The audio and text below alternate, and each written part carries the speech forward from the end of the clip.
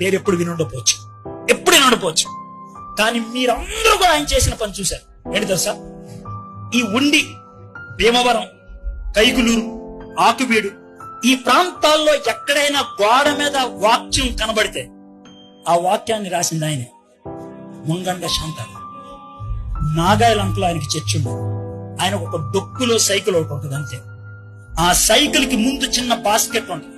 ఆ బాస్కెట్ లో కరపత్రాలు ఉంటాయి. వెనకాల ఒక బుట్ట ఉంటది. ఆ బుట్టలో రంగు డబ్బాలు ఉంటాయి.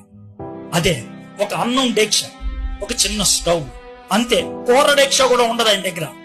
గంజి అన్నంలో పచ్చడి నంచుకొని తింటాడు ఆయన అంతే. ఆయన ఏదైనా ఊరు వెళ్తే ఆ ఊర్లో ఎవరన్నా అన్న బతిలాడతారు, సార్ మీ ఇంట్లో ఒక 4 రోజులు ఉండొచ్చా అని. ఉత్తిరే కాదు, అద్దిస్తా అని అడుగుతాడు. మా తోడల్లుడి ఇంట్లో ఉండడానికి ఆయన ఇష్టపడ్డాడు. ఒప్పించాను నేను. వాళ్ళు ముందు కొంచెం సంకోచించారు. 2 రోజుల తర్వాత ఆయన్ని ఇష్టపడ్డారు. మా ఇంట్లో ఆయన ఉన్నాడు. ఆయన గంజన్నమే తినేవాడు. ఏ బాబు కూర వండుకోకూడదా అంటే ఆయన అనే మాట చెప్తాను జాబు. కూర వండుకోవడానికి 15 నిమిషాలు పట్టుద్ది.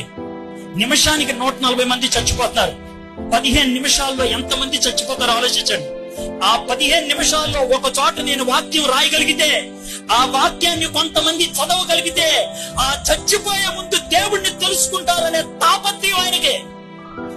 ఆ తాపత్రయం జీవితంలో ఒకని చెయ్యి చాపి అడుక్కోలేదు. ఆయన కష్టపడి జీవించాడు.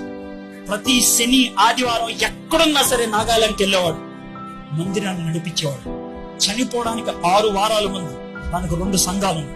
2 సంఘాల్లో పెద్దలు పిలిపించి 2 సంఘం యొక్క బ్యాంక్ అకౌంట్లు వాళ్ళ చేతుల్లో పెట్టి అందులో 2 పెద్దలు పిలిచి వాళ్ళకి ఇంత డబ్బిచ్చి, నేను చచ్చిపోతే నా కర్మానికి దీన్ని వాడండి అని చెప్పి ఆయన ఆటో యాక్సిడెంట్ లో చచ్చిపోయాడు. ఆయన చనిపోవడానికి 6 వారాల ముందు ఈ మాటలు చెప్పాడు. నేను చచ్చిపోతే ఆయన నాకు తెలుసు దేవుడు నన్ను పిలుస్తున్నాడు. ఆయన చివరికి పెయింట్ వేసి వస్తూ ఆటోలో చచ్చిపోయాడైనా చివరి క్షణం దాకా దేవుని వాక్యాన్ని అందించాలనేటువంటి తాపత్రయంలో ఆయన బతికాడు.